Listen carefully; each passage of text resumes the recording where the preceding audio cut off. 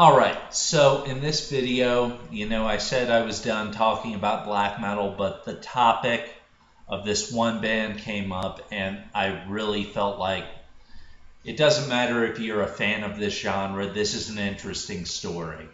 So I hope you enjoy what I have to say.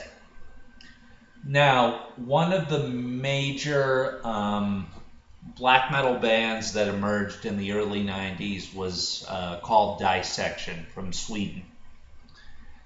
Dissection never really self-identified as black metal, honestly. The vocalist, I believe, called it something like majestic satanic metal of death. But if you listen to it, it has a lot in common with black metal, and it was actually kind of the creation of this kind of little subgenre, I guess you would say, called blackened death metal, in that it's kind of somewhere in between death metal and black metal. And for those of you who don't understand anything about metal, these terms mean nothing to you, but to fans of this genre, they do mean a lot. Now, Dissection. Main vocalist and guitarist named John. I hope I'm not butchering this. I hope I'm not butchering his name too badly, but John Nordvit. Correct me if I'm wrong. If I ever get any Swedish listeners, I really would like to be able to pronounce this correctly. He was friends with Euronymous. He was a self-proclaimed Satanist. He had said so in videos, and most of the people at that time said, maybe not most, but a whole lot of them talked about Satan and talked about being Satanist. But as time would tell, this guy actually took it very seriously. Dissection released two big albums, one called The Somber Lane, one called Storm of the Light's Bane. At some point, I'm not sure if it was before or after the recording of Storm of the Light's Bane, John and a fellow member of Dissection joined this kind of little religious cult thing called the MLO, which stands for Misanthropic Luciferian Order. And it's been according to John's own words, he calls it a Gnostic order. And I've learned a little bit about Gnosticism, and I guess it's a complicated topic. If you're not familiar with a lot of the history of Christianity and all the various little sects of it that used to exist but now either don't exist or exist only in very small communities in certain nations, you're not going to understand what that means, but for the sake of brevity. So these two members joined, and the one who wasn't John Nordvit, I believe his name was Johan Norman, something like that. He left, and when he left, he actually did fear for his life because these people were very serious. They did not screw around, and Johan was probably right in getting out while he did, because eventually John and his friend, who it turns out was actually the founder of this little cult, named Vlad. He was an Iranian national, according to a book I read. There was a murder in Sweden, and it was an Algerian gay man. Now, for many years, all I heard was John was involved in some murder of some gay man. What I finally found out the details. John was an accessory to the murder, and he went to prison for it. Apparently, his friend Vlad had issues with gay people, and maybe John did as well. I mean, if you're gonna kill someone for something that dumb, I guess you really have a lot of hatred in your heart. Um, yeah, they were both of these two went to prison, and the funny thing, at least according to what I've read, the MLO at the time of the arrest consisted of three members: Vlad, John, and John's girlfriend. For, for many years, I thought this was a kind of a bigger group of people, but it seems it was just this tiny little group of kind of really maniacs. But anyway, so John goes to prison, and I think he serves about like 12 years. They're not as harsh with sentencing over in Sweden. Now you think this time in prison would give him time to reflect and realize this has really kind of gone too far. This has become really insane. But no, his religious devotion grows. He remains dedicated to this tiny little religious order through his entire prison sentence. Eventually, with good behavior, he is allowed an acoustic guitar and later an electric guitar into his cell, and he starts composing music for the next Dissection album. Again, Sweden has a very different prison system from ours. With good behavior, you will be allowed musical instruments. Never going to happen in America. But anyway, he composes basically this entire album while behind bars. And he always plans for Dissection to reemerge. Now, he decided not to keep any of the original members because he wanted a totally satanic lineup. Everybody was a Satanist and like a true, like literal believes in the devil type stuff. They actually did. He actually did recruit the former drummer of one of my favorite bands, Emperor, into the group at one point. And I think one of the reasons why he did this was because this drummer also went to prison for murder. So having two members that were convicted murderers might have, I don't know, I don't know what his motivation was, but the drummer, whose stage name is Faust, decided to leave the band. I think he was still in prison at the time he was recruited, but he said, "I can't get behind this. I mean, I don't believe in this Satan stuff." But he eventually does recruit a couple of members, one from Sweden, one from Italy.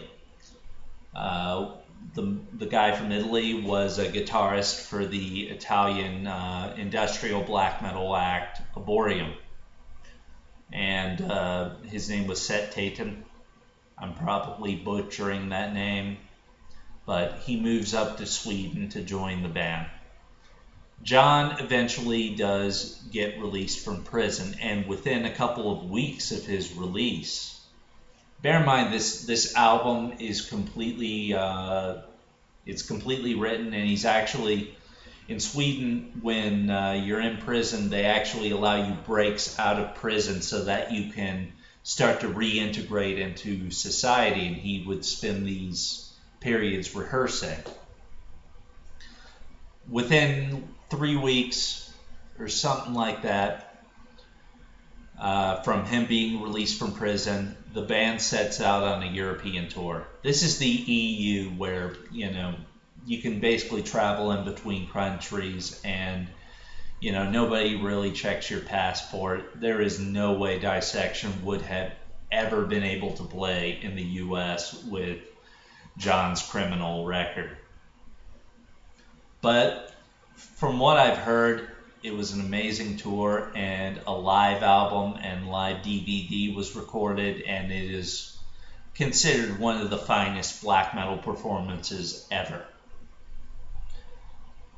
Now, the tour ends. The band returns to Sweden, and they go into the studio and they record what John has written, this album called Rain Chaos. And this, he says it contains magical formulae. He says it's based on the teachings of the MLO. He wanted to create a truly satanic album.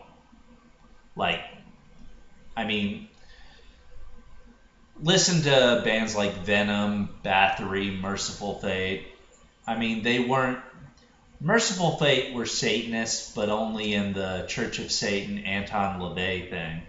And that's a topic for another video. I know most of you who are hearing me say Church of Satan and Anton LaVey, you have no idea what I'm talking about. I can talk about that in a later episode, but in essence, Church of Satan is basically aestheticized atheism. It doesn't believe in a literal worship of Satan, but that isn't what John wanted. He wanted an album composed of people that believed in this, and an album based upon this belief, a sincerely held belief. They record this album. Again, it's supposed to contain magical formulae. He supposedly created the songs in such a way to release certain energies. Anyway, the album is recorded, and I think it's released. I'm not sure if it was released before or after what was to happen next. John was found dead in his apartment, surrounded by candles, dead from a shotgun blast to the head, self-inflicted. Supposedly, he had some kind of satanic grimoire next to him, and his suicide was carried out in a ritualistic fashion. It's been said later by the former members of the band that he probably did this to give more power to the energies he thought he was unleashing, to his incantations and whatever he was talking about on this album. But the simple fact of the matter is that he killed himself, and Dissection was no more. Checking the time. So, quite a story, isn't it?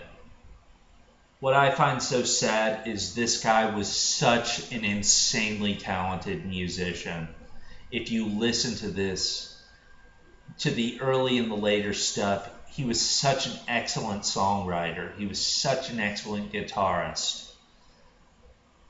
It's just a tragedy that this happened. And for me, this kind of reinforced my belief that religion is really not a very good thing. It can be such a destructive force. And it isn't limited to religions like Christianity. It's limited to this little fringe. I mean, in my mind, believing in Christianity and believing in Satanism are equally silly. But the difference is, with this guy, this was a fringe religion. I mean, again, bear in mind, this little cult thing of his, you know, at the time of his arrest, consisted of only a few members. But actually, this little cult, from what I hear, still survives today from the band member Set Taten, who moved up from Italy. It's been retitled into the Temple of the Black Light, and I at one point, they did have a website at one point, and I did check it out simply because I was like, this guy killed himself because of this belief. So, I mean, I was interested in learning about it. I wasn't interested in converting to it, obviously. Not at all, but I did want to try to understand a little bit about it. But it was filled with all of this esoteric gobbledygook that made no logical sense. And when you, in my opinion, with religion, when you venture into esotericism, look out, because esoteric religion essentially means you've got to shut off your logical mind to try to understand and believe this, and that's not something I believe in doing. Anyway, I hope you all enjoyed this video, and really, I really wish John had been around and that he hadn't gotten so caught up in this stuff, because he was so gifted. I really wish I could have heard more of his music. Out of the various first wave of Scandinavian black metal bands that kind of emerged in the early 90s, Dissection was one of the greatest. So anyway, that's it. And one final thing. If you're liking my videos, if you're watching them, please like them. And if you're regularly checking out my videos, please subscribe. You probably hear this a lot with many YouTube videos you watch, but it does mean a lot. I don't care if I get like 20 views for a video, but each one I get makes me very happy. So I have ambitions for this channel. I hope to grow it into something new, and I'm not going to be able to do that unless I have those of you who are watching right now kind of behind me and spreading the word. So please do. It means a lot to me. So that's it for this video. I hope you enjoyed it.